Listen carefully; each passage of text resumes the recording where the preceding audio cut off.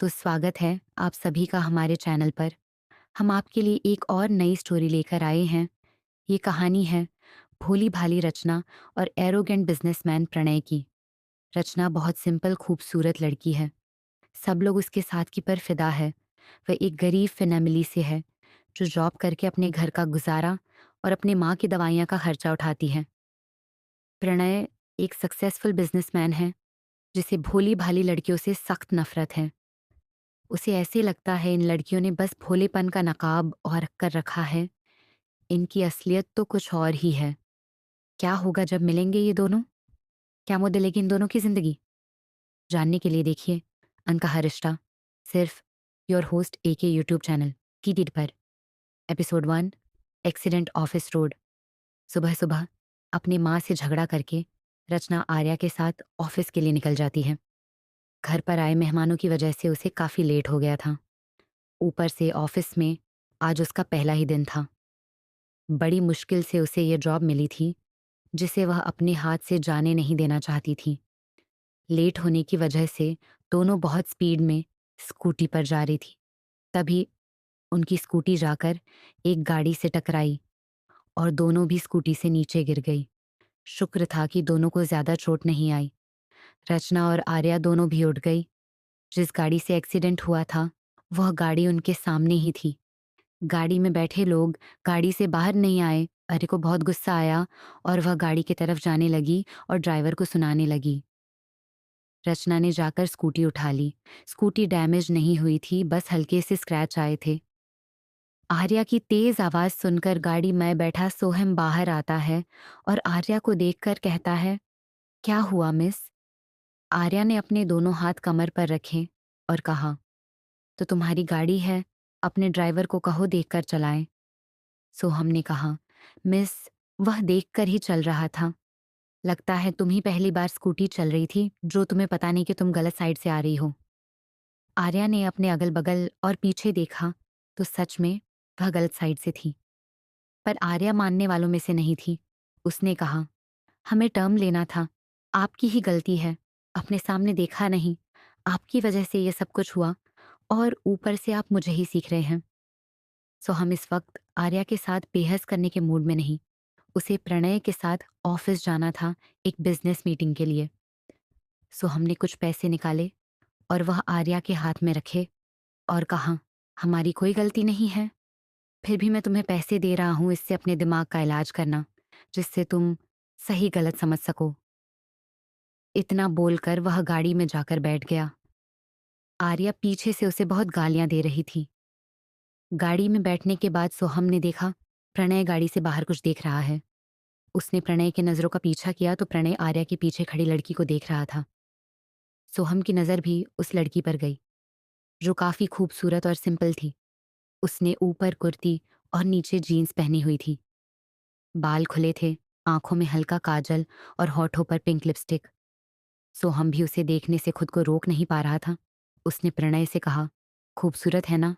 प्रणय ने कहा, जैसे दिखता है वैसे होता नहीं, उनकी मासूमियत के पीछे इनका असली चेहरा होता है। सोहम ने कहा, हर लड़की एक जैसी नहीं होती। प्रणय ने गुस्से से सोहम की तरफ देखा। वह लोग वहां से चले गए। रचना और आर्या भी ऑफिस पहुंच गई। PR limited. आर्या रचना के साथ पीआर लिमिटेड के में ऑफिस पहुंच गई। वहां पर आर्या रिसेप्शनिस्ट का काम कर रही थी। ऑफिस पहुंचने के बाद मैनेजर के कहने पर रचना को मैनेजर के असिस्टेंट की जॉब मिल गई। आर्या बहुत खुश थी। वह मैनेजर रंजीत के साथ मिलकर काम करने लगी। पहला दिन तो उसका काम समझने में चला गया। प्रणय का ऑफिस। प्रणय सोहम के साथ मिलकर अपना काम कर रहा। वह अकाउंट की कुछ फाइल देख रहा था। वह बहुत बारीकी से फाइल को चेक कर रहा था।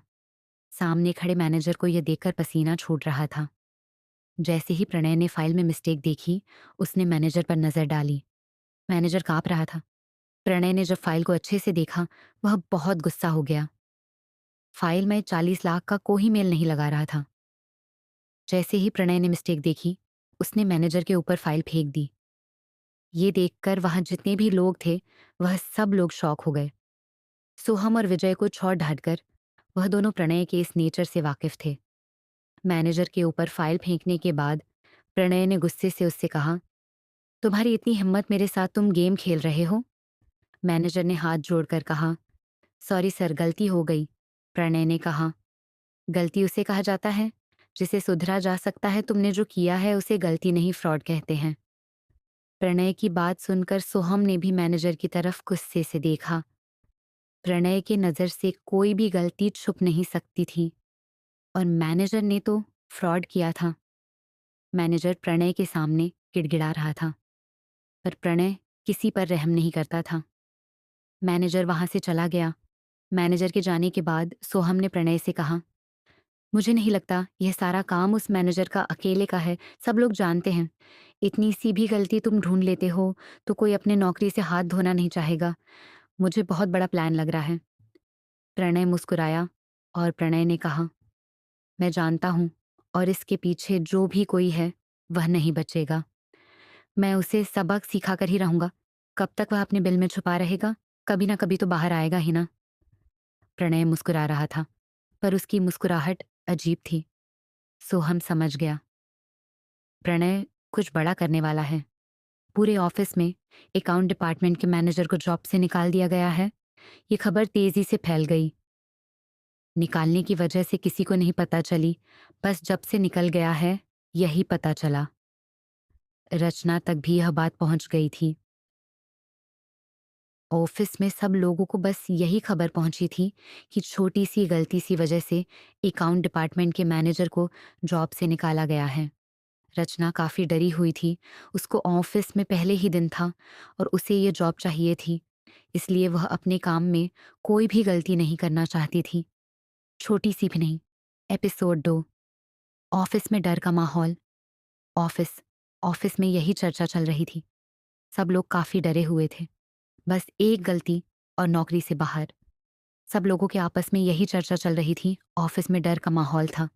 रचना रिसेप्शन पर खड़ी आर्या के पास आती है और आर्या को देखकर वह कहती है, क्या तुमने सुना, बॉस ने अकाउंट डिपार्टमेंट के मैनेजर को जॉब से निकाल दिया है, वह भी एक गलती के लिए। कितनी हार्टलेस है ना वह। आर्या ने कहा, तुम बस के बारे में नहीं जानती, इसीलिए ऐसी बात कर रही हो। अच्छा होगा कि तुम इन सब के बारे में बात मत करो। जाओ, जाकर अपना काम करो, और जो भी कुछ हुआ इसे भूल जाओ। अब जाओ, जाकर अपना काम करो। अगर किसी ने तुम्हें यहाँ देख लिया तो हमारी कंप्लेंट कर देगा। रचना वहां से अपना काम करने चली गई। कुछ देर बाद ऑफिस टाइम खत्म हो गया। अपने बॉस से इज्जत लेकर रचना घर जाने के लिए निकली। अरबी घर जाने के लिए रेडी थी। मार्केट डिपार्टमेंट 10 फ्लोर पर था। रचना लिफ्ट के पास आ गई। तभी रंजीत ने पीछे से उसे आवाज दी। रचना रुक गई। रंजीत ने कहा, अकेली जा रही हो? रुक जाओ, मैं तुम्हें छोड़ देता हूँ। रचना ने कहा, नहीं, उसकी जरूरत नहीं है। मेरे दोस्त मेरा नीचे इंतजार कर रही है। हम दोनों साथ जाएंगे, हमारे पास स्कूटी है। इतना बोलकर जल्दबाजी में जिस भी लिफ्ट का दरवाजा खुला, वह उस लिफ्ट के अंदर चली गई। लिफ्ट के अंदर प्रणय और विजय था। प्रणय ने ठीक से उन दोनों की तरफ नहीं देखा और लिफ्ट के अंदर जाकर उसने फर्स्ट फ्लोर का बटन दबा दिया। विजय रचना को बोलने वाला था कि वह प्राइवेट लिफ्ट है, ऑफिस के वर्कर के लिए दूसरी लिफ्ट है। विजय कुछ बोल पाता, इससे पहले ही प्रणय ने इसे गुस्से से देखकर चुप कर दिया। विजय पहले तो कुछ समझ नहीं पाया कि प्रणय ऐसा क्यों कह रहा है, पर उसे समझने में वक्त नहीं लगा। उसने देखा रचना खुद से ही बड़बड़ा रही है। वह जो बोल रही थी, यह वह तूने भी सुन रहे थे। रचना ने कहा, पता नहीं क्यों मैनेजर मेरे साथ इतने अच्छे से बर्ताव कर रहे हैं, बाकी लड़कियों के लिए तो इतने अच्छे से बात नहीं करते। मुझे इनसे बच कर रहना चाहिए, मरा नहीं।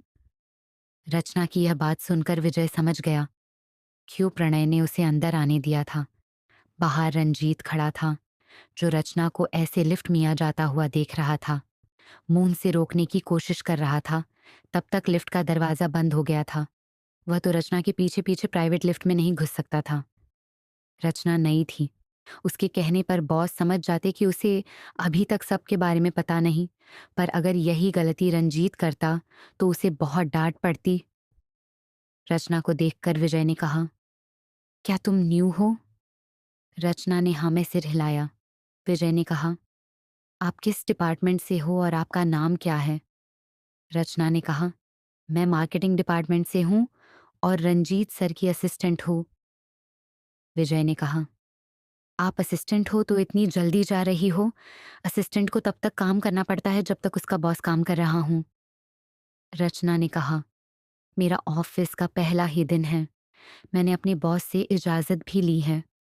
उन्होंने मुझे जाने की परमिशन दे दी है। विजय ने कहा, ठीक है।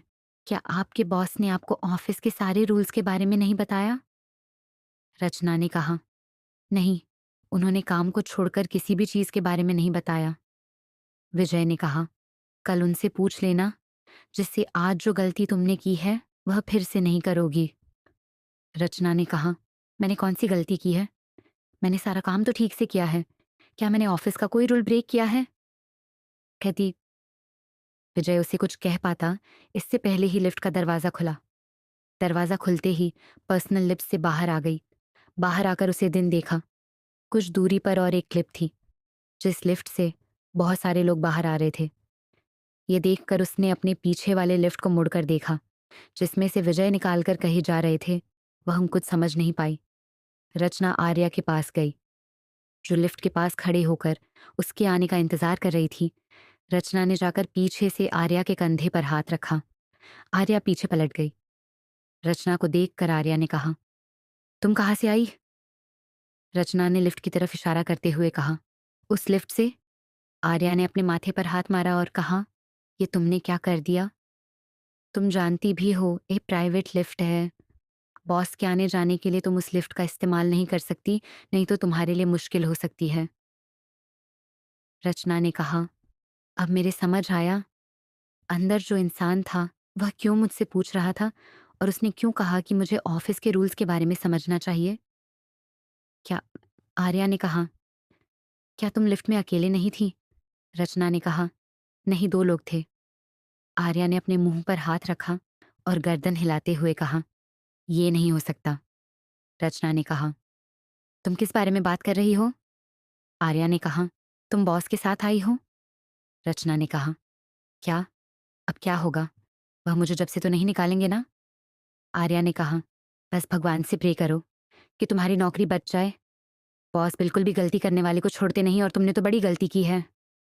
रचना ने कहा, मैं कल ही उनसे मिलकर माफी मांगूंगी। आर्या ने कहा, ऐसी बेवकूफी मत करना, अब चलो यहां से। आर्या और रचना दोनों वहां से चली गईं। जैसे ही रचना घर पहुंची, उनके घर से झगड़े की आवाज आ रही थी। ये देखकर रचना ने कहा, कब तक यह लोग मेरे मन के साथ बुरा बर्ताव करेंगे, पता नहीं वह कब मेरी माँ को चैन से जीने देंगे। सब तो मिलता है इन्हें, मैं भी तो कितनी हेल्प कर रही हूँ इनकी, फिर भी ये लोग हैं कि मेरे मन को परेशान करते ही रहते हैं। इन लोगों का कुछ तो करना ही होगा। इतना बोलकर रचना गुस्से के साथ अंदर गई। अंदर जाकर उसने देखा, उसकी चाची बर्तन फेंक रही है और उसके माँ पर चिल्लाते हुए कह रही है, आपसे एक काम भी ठीक से नहीं होता क्या? इतनी बूढ़ी हो गई हो आप? इस घर में रहना है, खाना है तो काम तो करना होगा। सुनंदा जी बहुत गुस्से से रचना की माँ यमुना जी पर गुस्सा कर रही। रचना ने ही देख लिया और उसने कहा, चाची जी बस भी करो। सुनंदा जी ने रचना को देखा और कहा, आ गई महारानी? तुम्हें तो हर बार अपनी माँ ही मासूम दिख रही होगी। ऐसे ही घर पर बैठे रहती है। कुछ काम कर लेगी तो क्या जाएगा, मैं भी तो करती हूँ ना। रचना ने कहा, चाची क्यों आप उन्हें परेशान कर रही हो? आप जानते हो ना वह बीमार है, वह ठीक से काम नहीं कर सकती। फिर भी आप काम करने के लिए उनके पीछे पड़ जाती हो। क्या काम करना है आप मुझे बता दीजिए, मैं कर लूंगी। सुनंदा जी ने कहा, मैं बाहर जा रही हूँ, 8 बजे तक वापस आ जाऊंगी, तब तक सारा खाना बनाकर रखना। तुम्हारे चाचा जी और नीलम घर आ जाएगी, उन्हें खाना दे देना, वह भी गर्मा गर्म भूलना मत। उसके बाद जितने भी बर्तन पर जाएंगे उन्हें साफ करके रख देना। आने के बाद मुझे गंदगी बिल्कुल भी दिखनी नहीं चाहिए। रचना ने हाँ में सिर हिलाया और घड़ी की तरफ देखा तो 6 बजे 30 मिनट गए थे। उसने अपना बैग रखा और वह किचन में गई। जल्दी से हाथों है अप्रैल पहनना और खाना बनाने में लग गई। उसके पास बहुत कम वक्त था। नीलम और चाचा जी कभी भी घर आ सकती थी और आते ही उन लोगों को पहले खाना चाहिए होता था। 1 घंटे बाद रचना ने लगभग सारा काम खत्म कर लिया था। काम खत्म करके वह डिनर लगाने की तैयारी कर रही थी। बेचारी ने ऑफिस से आने के बाद अभी तक फ्रेश भी नहीं हुई थी। ये देखकर उसके माँ ने उसे कहा, जाओ बेटा, जाकर फ्रेश हो जाओ। बाकी बचा हुआ काम में कर लेते हैं। तुम अकेला कितना करोगी? रचना ने कहा, माँ हो ही गया है। मैं जा रही हूँ, आप जाकर बैठ जाइए। मैं आपको भी खाना लगा देती हूँ। यमुना जी ने कहा, नहीं, हम दोनों साथ बैठकर खाएंगे। रचना ने कहा, आप मेरा इंतज़ार मत कर, मुझे खाने में वक्त लग जाएगा और आपको मेडिसिन भी लेनी है। आपका वक्त पर खाना खाना बहुत ज़रूरी है। मैं आपके साथ बाद में बैठकर खाऊंगी ना। एपिसोड 3 मेडिसिन खानी थी, इसलिए यमुना जी ने खाना खा लिया। रचना ने खाना बनाने के बाद सारे बर्तन घर का भाग्य बच्चा सर का पूरा किया। तब तक सुनंदा की भी वापस आ गए थे। उसके चाचा और उसकी बहन भी आ गई थी। घर आते ही उन लोगों ने रचना को देखा और मुंह बना लिया। उन लोगों का मूड काफी अच्छा था। रचना को देखकर सुरेश जी ने कहा, तुम आज जॉब पर गई थी ना, तो क्या हुआ, तुम्हारी जॉब फाइनल हो गई? रचना ने कहा, हाँ, मुझे जॉब मिल गई है। सुरेश जी ने कहा, अच्छा हुआ तुम्हारी जॉब हो गई, क्योंकि हम लोग स्नेहा की शादी की बात कर रहे हैं। शादी में खर्चा बहुत होगा, इसलिए तुम्हें आधा खर्च उठाना होगा। हम लोगों ने तुम्हारे लिए इतना कुछ किया है, अब तुम्हारा भी फर्ज बनता है कि तुम अपने बहन की शादी में कुछ करो। रचना ने कहा, मुझसे जितना पॉसिबल हो सकता है मैं करूंगी। मैं अपनी बहन के लिए बहुत खुश हूं। सुनंदा जी ने कहा, नजर मत लगा मेरी बेटी की खुशी पर। तुम तो शादी कर नहीं रही, इसलिए उसके लाइफ में आने वाली खुशियों को रोकना मत। मैं तो कहूंगी, जब तक उसकी शादी नहीं होती तब तक उससे दूर ही रहो।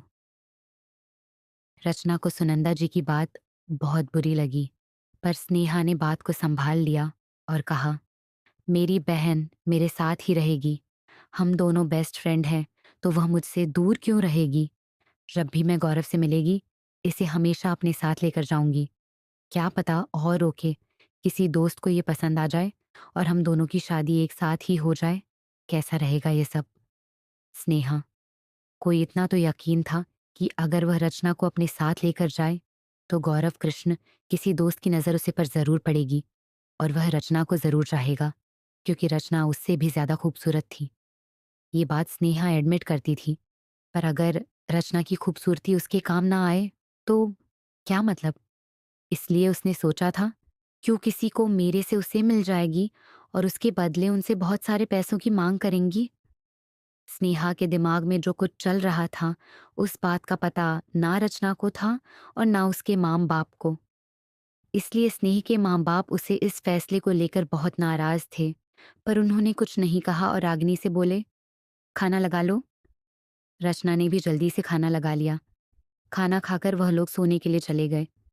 रागिनी बचा हुआ काम पूरा किया और कुछ खाना खाने के बाद वह भी अपने माँ के पास गई। उसकी माँ एक किताब प्यार रच रही थी। रचना उनके पास गई और उसने उनके हाथ की किताब ली और कहा, माँ, आप अभी तक नहीं सोई, रात के 10:30 हैं। यमुना जी ने कहा, तुम्हारा इंतजार कर रही थी, तुमसे बात करनी है, इस बार मेरी बात को सुन लो। रचना ने कहा, आप मेरे शादी की ही बात करती है हमेशा, इसलिए मैं आपसे बात नहीं करना चाहती। अभी मेरी उम्र रही क्या है? अभी अभी तक मैंने अपना कॉलेज पूरा किया है। अरे, इतनी जल्दी मैं शादी की जिम्मेदारी नहीं उठाना चाहती। अभी तो मैं बस आपके साथ रहना चाहती हूँ और आपका इलाज करना चाहती हूँ। यमुना जी कहा, स्नेहा तुमसे 2 महीने छोटी है, फिर भी उसकी शादी की बात चल रही है और तुम हो कि शादी से दूर भाग रही हो। मेरी बात सुन लो, तुम चाहते कर लो, तुम्हें इन लोगों से छुटकारा मिल जाएगा। तुम्हारे साथ यहाँ बहुत बड़ा पड़ता होता है, मैं तो तुम्हारे लिए कुछ नहीं कर सकती, इसलिए तुम्हें कह रही हो, तुम शादी करो, तुम्हें चॉइस का लड़का देखो, जो भी तुम्हें अच्छा लगे उससे शादी करो। रचना ने कहा, मैं जानती हूँ मैन, आपने मुझे पूरी छोड़ दे रखी है, पर मैं इतनी जल्दी शादी नहीं करना चाहती हूँ, इसलिए आप मुझे बार बार फोर्स भी मत करें। मैं शादी नहीं करेंगे जब तक मैं अपना काम पूरा नहीं कर लेती। यमुना जी ने कहा, क्यों जिद्दी बन रही हो? कर लो, शादी पर बसा लो। अपनी ज़िंदगी कब तक मेरे लिए ऐसे कुंवारी रहोगे? पता नहीं मेरा इलाज हो भी पाएगा या नहीं। पहले ही बात सारे पैसे लगा चुके हैं। मैं और ज़िम्मेदारी तुम्हारे ऊपर डालना नहीं चाहती। रचना ने कहा, आप मेरी माँ और आपकी ज़िम्मेदारी मेरा फ़र्ज़ है, इसलिए मैं उसे भाग नहीं सकती। मैं पापा से वादा किया था कि मैं आपका अच्छे से ख्याल रखूंगी। मैं शादी करके तुम्हें इन लोगों के भरोसे नहीं छोड़ना चाहती। ये लोग कभी तुमसे अच्छे से पेश नहीं आएंगे और ना तुम्हारा ख्याल रखेंगे। जब तुम ठीक हो जाओगे, मैं खुद शादी के लिए रेडी हो जाऊंगी। मेरी शादी को लेकर कोई बात मत करो और सो जाओ। इतना बोलकर उसने लाइट्स ऑफ कर दी। अगले दिन रचना घर का आधा काम करके ऑफिस के लिए आर्या के साथ निकल गई। आज वह लोग पार्क से पहले ही निकल गए थे। कल के तारा वह किसी मुसीबत का सामने नहीं करना चाहते थे। कल जलपाई में उनका एक्सीडेंट हुआ था। आ जाओ, एकदम धीरे धीरे जाएंगे, आर्या ने कहा। सुनने में आया है कि तुम्हारी बहन की शादी हो रही है। रचना ने कहा, एक बहुत अच्छा लड़का है, उसका नाम गौरव है, उसी से ही शादी तय हुई है। आर्या ने कहा, तुम जानती हो वह गौरव कौन है? रचना ने कहा, नहीं। आर्या ने कहा, वह हमारा सीनियर, जो जब भी तुम उसे अच्छी थी तुम्हारी तरफ देखा था, उसी से तुम्हारी बहन की शादी होने जा रही है। मुझे तो लगा था कि पहले वह तुमसे ही शादी करना चाहता होगा, पर पता नहीं क्यों उसने तुम्हारे बहन को चॉइस कर लिया। मैंने बताया कि उसके सामने 2 तस्वीर रखी थी, फिर भी उसने तुम्हें चॉइस नहीं किया और तुम्हारे बहन को चॉइस किया। पता नहीं उसके दिमाग में चल क्या रहा था। उसने अगर तुम्हें चॉइस किया होता तो अब तुम दोनों की शादी हो रही होती। रचना ने कहा, छोड़ो ना, उन सारी बातों को। मैं कौन सा उससे प्यार करती थी, बस वही मुझे देख रहा था और अब उसकी शादी हो रही है।